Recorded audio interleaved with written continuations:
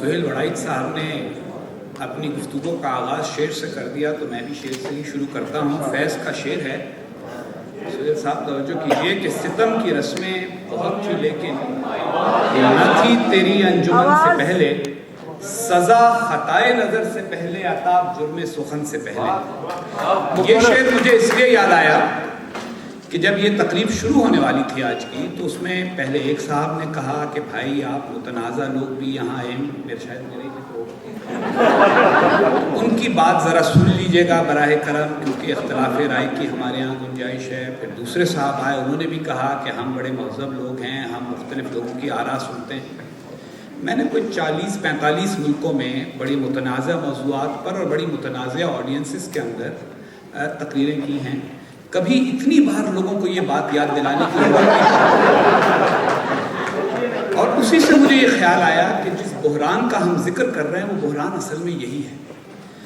کہا جاتا ہے کہ جو اچھے ذہن ہوتے ہیں وہ خیالات پر بات کرتے ہیں. Great minds discuss ideas. جو اس سے کمتر ذہن ہوتے ہیں وہ واقعات پر بات کرتے ہیں. They discuss events. اور جو سب سے کمتر ذہن ہوتے ہیں وہ افراد کے بارے میں بات کرتے ہیں. They discuss people. ہم اگر اپنے بارے میں غور کرتے تو ہم خیالات پہ بات نہیں کرتے, افراد پہ بات میں الجھ کے رہ جاتے ہیں. فلانا اس کی یہ خرابی ہے, فلانا اس نے یہ کیا ماضی میں, فلانا اچھا ہے, فلاں برا ہے. آج میں یہ درخواست کروں گا کہ تھوڑی دیر کے لیے ذہن سے نکال دیں کہ کون یہاں کھڑا ہے. میرے ذہن کو, میرے چہرے کو بھی ذہن سے نکال کے باتیں سنیں کیونکہ خیالات پر توجہ کرنا ضروری ہے. کہا اقبال نے کہا ہے کہ جہان تازہ کی افکار تازہ سے ہے نمود کہ سنگ و خشت سے ہوتے نہیں جہاں پیدا. اگر ہم کوئی نیا جہان بنانا چاہتے ہیں, پاکستان میں بنانا چاہتے ہیں اور اپنے ان بچوں کے لیے جو یہاں رہنا چاہتے ہیں بطور پاکستانی امریکنز کے, ان کے لیے بنانا چاہتے ہیں تو یہ خیالات سے بنے گا, سنگ و خشت سے نہیں بنے گا. اور اگر برا نہ مانے میرا کہنے کا تو سنگ و خشت کی تعریف میں لاٹھیاں, ڈنڈے, کرکٹ کے بیٹ سب شامل ہیں. جہان تازہ نئے افکار سے پیدا ہوگا. اب مجھ سے پوچھیے آپ کہ نئے افکار کے بارے میں کیوں بات کرنا چاہتا ہوں. دیکھیے اس سے پہلے کہ میں اس وطن عزیز کا ذکر کروں جس سے ہم سب آئے ہیں, تھوڑی گفتگو اس ملک کے بارے میں ہو جائے جس میں آپ سب رہتے ہیں, میں بھی آج کل رہتا ہوں.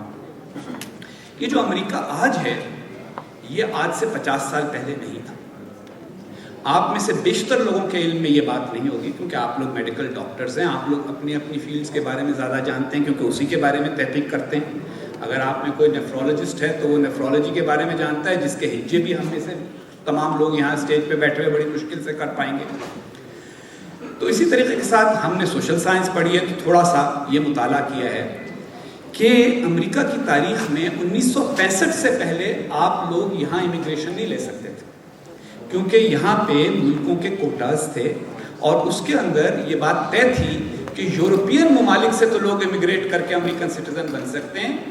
جو ہمارے ممالک ہیں, ایشیائی ممالک جن کو آپ کہہ لیجئے براؤن اور یلو کنٹریز, ان کے لوگ نہیں آ سکتے تھے. اس سے پہلے 1882 میں یہاں ایک قانون بنا تھا جس کا نام تھا چائنیز ایکسکلوژن ایکٹ کہ کوئی چینی امریکہ کا شہری نہیں بن سکتا. پھر وہ بدلنے کی بات ہوئی. اس کا ذکر میں کیوں کر رہا ہوں؟ میں اس لیے کر رہا ہوں کہ یہاں بحث ہوئی. ایک زمانے میں یہاں سلیوری تھی. جب یہ ملک بنا 1776 میں تو یہاں سلیوری تھی, لیکن اسی وقت کچھ لوگوں نے کہنا شروع کیا کہ نہیں یہ سلیوری غلط ہے. آئین میں اس کی اجازت تھی لیکن لوگوں نے کہا یہ سلیوری غلط ہے. اس پر سول وار ہوئی.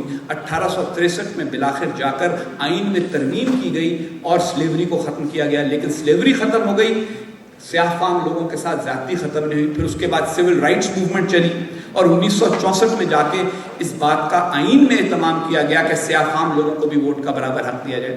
تو چاہے وہ امیگریشن ہو, چاہے وہ سیاہ فام لوگوں کے ساتھ سفید فام لوگوں کے تعلقات ہوں, ہر معاملے میں تبدیلی کس طرح سے ممکن ہوئی؟ تبدیلی اس طرح سے ممکن ہوئی کہ خیالات میں بحث کی گنجائش تھی. اگر کوئی 1776 میں کہتا کہ جی ایک نظریہ امریکہ ہے, نظریہ پاکستان ہے نا ایک ہمارے, اسی طرح سے ایک نظریہ امریکہ ہے اور جو نظریہ امریکہ سے اختلاف کرے گا وہ غدار ہے. جو نظریہ امریکہ سے اختلاف کرے گا اس کے اوپر بلاسفیمی کا مقدمہ بنا دیا جائے گا. اور اگر اس نے ذرا زیادہ بات کی تو اس کو گولی مار دی جائے گی، ملک سے نکال دیا جائے گا، ملک میں آنے کی اجازت نہیں دی جائے گی، بات کرنے کی اجازت نہیں دی جائے گی، اور جیسے ہمارے ہاں بہت سارے لوگ کہتے ہیں اس کی زبان کھینچ لی جائے گی۔ تو یہ کوئی تبدیلی نہ آتی۔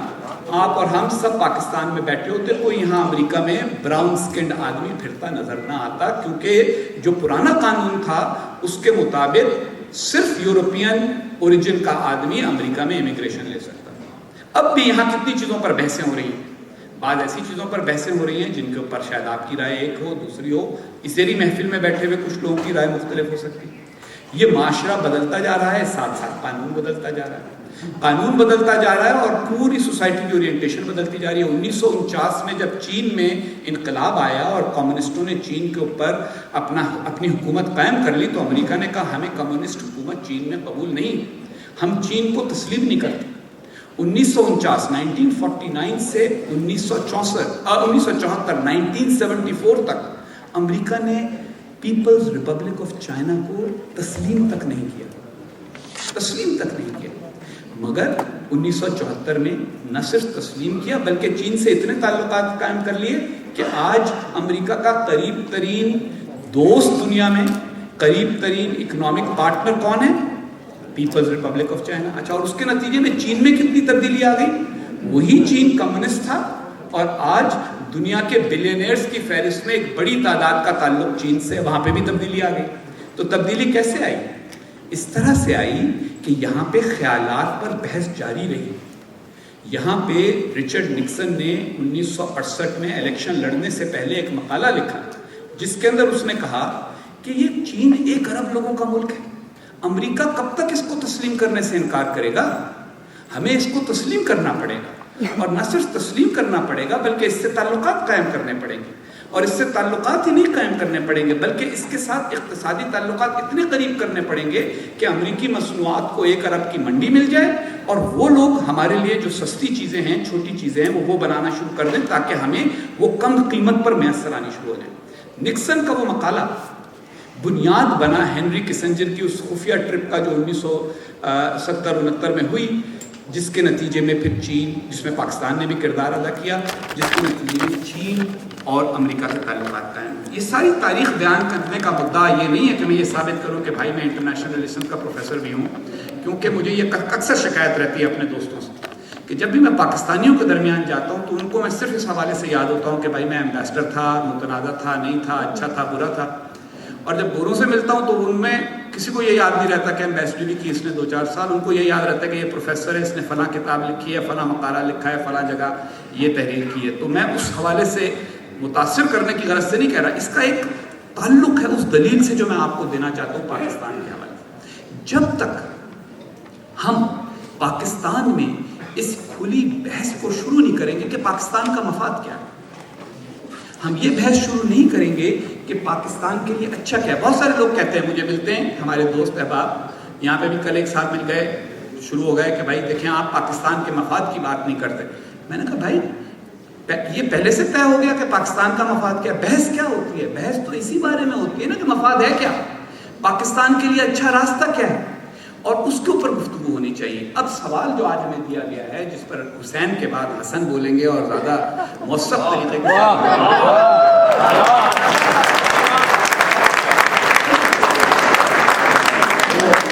آپ کو ایک شعر اور اس پہ نظر کر دوں ذرا، وہ ہے کہ کربلا میں یکا و تنہا حسین ابن علی، اور تازیے شہروں میں ہیں لاکھوں عزاداروں کے ساتھ۔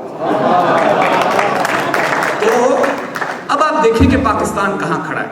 پاکستان دنیا کا 7ویں ایٹمی ہتھیاروں سے مسلح ملک ہے، لیکن اس کی G D P, gross domestic product, صرف $222 بلین ہے،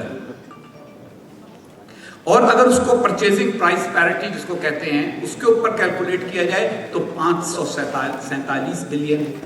یہ ان 7 ملکوں میں جن کے پاس ایٹمی ہتھیار ہیں سب سے کم ہے۔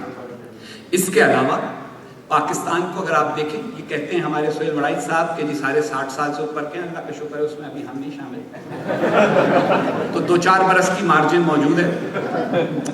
لیکن دیکھیے یہ جو ینگ آبادی ہے، پاکستان کی میڈین ایج ہوتی ہے کہ آبادی کا وہ نقطہ جس کے اوپر آدھی آبادی کہاں آتی ہے۔ پاکستان کی میڈین ایج ہے 21 سال، یعنی ہماری 18 کروڑ کی آبادی میں سے 9 کروڑ لوگوں کی جو وہ ہے 9 کروڑ جو آبادی ہے اس کی عمر 21 سال سے کم ہے۔ لیکن اس کا حال کیا ہے؟ اس کا حال یہ ہے کہ اس میں سے جو 5 اور 15 سال کی عمر کا گروہ ہے، جس کو کہتے ہیں اسکول گوئنگ ایج، 5 سال کی عمر میں اسکول میں جانا چاہیے، کم از کم 10 سال تعلیم حاصل کریں بچے تو 15 سال کی عمر میں اسکول سے نکلنا چاہیے۔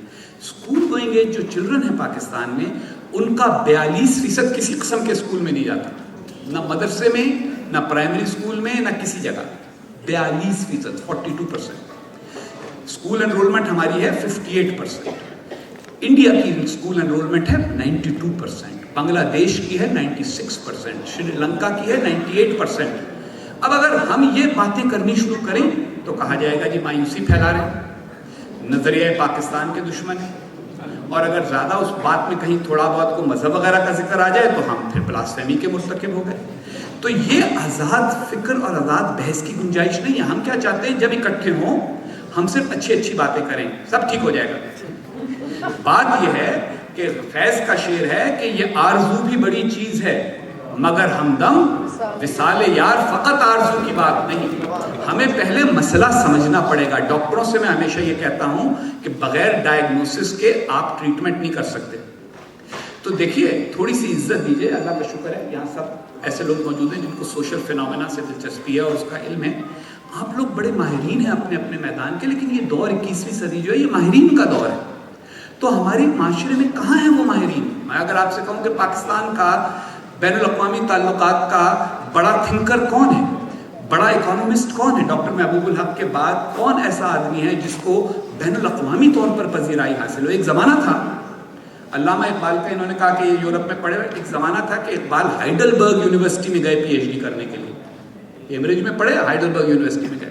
قائد اعظم وکالت پڑھنے کے لیے 16 سال کی عمر میں برطانیہ چلے گئے۔ لیاقت علی خان نے آکسفورڈ یونیورسٹی میں پڑھا۔ جو لوگ باہر سے پڑھ کے آتے تھے ان کی ملک میں عزت ہوتی تھی۔ اب کیا ہوتا ہے؟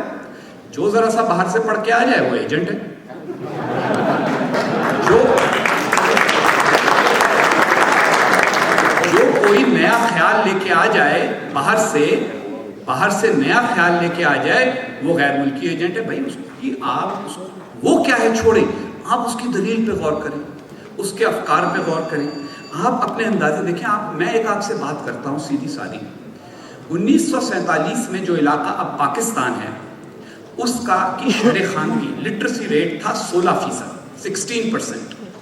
جو علاقہ اب انڈیا ہے اس کا لٹریسی ریٹ تھا 18%، 18%۔ کتنا فرق تھا دونوں میں؟ 2%۔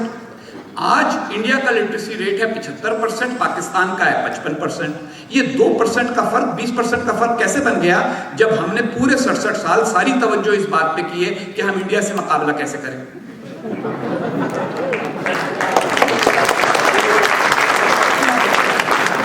مقابلہ کرنا تھا تو ذرا خواندگی میں بھی کر لیتے۔ اچھا پھر اس سے آگے بڑھیے، یونیورسٹیوں پہ آئیے، دیکھیے پالیسی میکنگ وغیرہ جو ہے، لیکن طب بڑا اہم شعبہ ہے، ہماری سب کی صحتیں آپ کے ہاتھ میں ہیں۔ خدا نخواستہ ابھی اگر مجھے ہارٹ اٹیک ہو جائے تو آپ میں سے کسی کو آ کے کچھ نہ کچھ کرنا پڑے گا، اگرچہ ممکن ہے کچھ ایسے ہو جو کہیں چلو شکر ہے، لیکن حالانکہ اگر کسی نے ایسا کیا تو وہ اپنی ہپوکریٹک اوتھ جو ہے اس کو وائلیٹ کر رہا ہوگا۔ تو لیکن اصل بات یہ ہے کہ یہ تو ایک شعبہ ہے نا۔ میں نے جب میٹرک کیا تو میرے نمبر بڑے اچھے تھے، انٹر میں بھی بڑے اچھے نمبر تھے۔ میں اور میرے ساتھ کے 5-6 لوگ جو میرے ساتھ اسکول میں تھے وہ یہاں بیٹھے ہیں اور ہمیشہ ہنستے ہیں کیونکہ ان کو میں یاد ہوں جب میں چھوٹا اسکول میں ہوتا تھا، کیونکہ میں اس وقت بھی شاید چلبلا تھا، شور شار کرتا رہتا تھا۔ تو وہ یاد دلاتے ہیں کہ اس وقت بھی میں کہتا تھا کہ نہیں میں ڈاکٹر نہیں بنوں گا، انجینئر بھی نہیں بنوں گا، میں تو پولیٹیکل سائنس پڑھوں گا، میں تو لا پڑھوں گا وغیرہ وغیرہ۔ فائدہ ہو گیا تھوڑا سا، میرا تو خیال ہے کہ فائدہ ہی ہو گیا مجھے بھی اور سب کو۔ یہ جو سوشل سائنس ہے ان کی بڑی اہمیت ہے، اور اب آپ لوگوں کو اللہ تعالیٰ نے خوشحالی دے دی ہے۔ اگر آپ کے بچے کہیں کہ ہمیں لا پڑھنا ہے، انٹرنیشنل ریلیشنز پڑھنی ہے، ہمیں ہالی ووڈ میں جا کے کام کرنا ہے، کرنے دو۔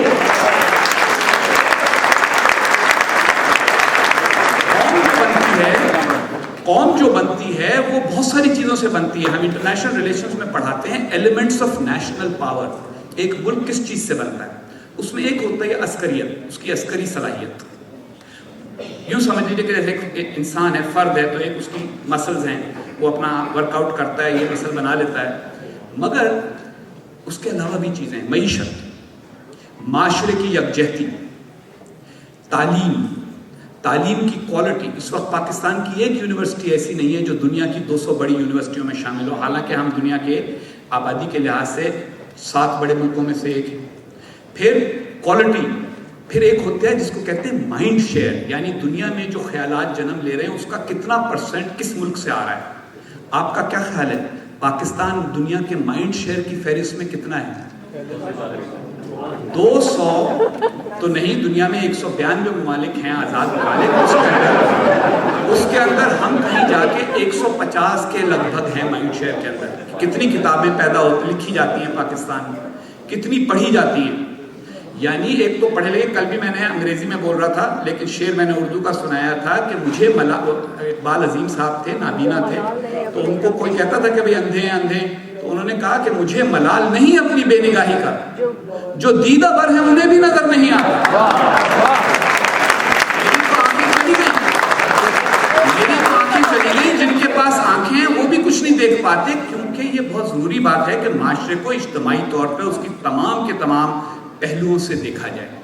ہم نے اپنی آزادی کے 67 سال نیشنل پاور کا ایک پہلو بناتے ہوئے گزار دیے ہیں، سارے وسائل اس میں لگا دیے ہیں، ساری توجہ اس پہ لگا دی ہے، اور حقیقت ہے کہ کوئی اختلاف نہیں ہے، کوئی دشمنی نہیں ہے کسی کو کسی ادارے سے، کوئی دشمنی نہیں ہے. لیکن بھائی ہر ملک میں اداروں پر بھی بحث کرنے کی اجازت ہوتی ہے. امریکہ میں 1939 تک 1939 تک کوئی انٹیلیجنس ایجنسی نہیں تھی. کیوں نہیں تھی؟ کیونکہ یہاں لوگ کہتے تھے کہ اگر انٹیلیجنس ایجنسی بننے دی تو ہماری سول لبرٹیز کمپرومائز ہو جائیں گی. بحث ہوئی، اس بحث کے بعد سیکنڈ ورلڈ وار کی آڑ میں OSS بنی، اور OSS سے پھر CIA پیدا ہوئی.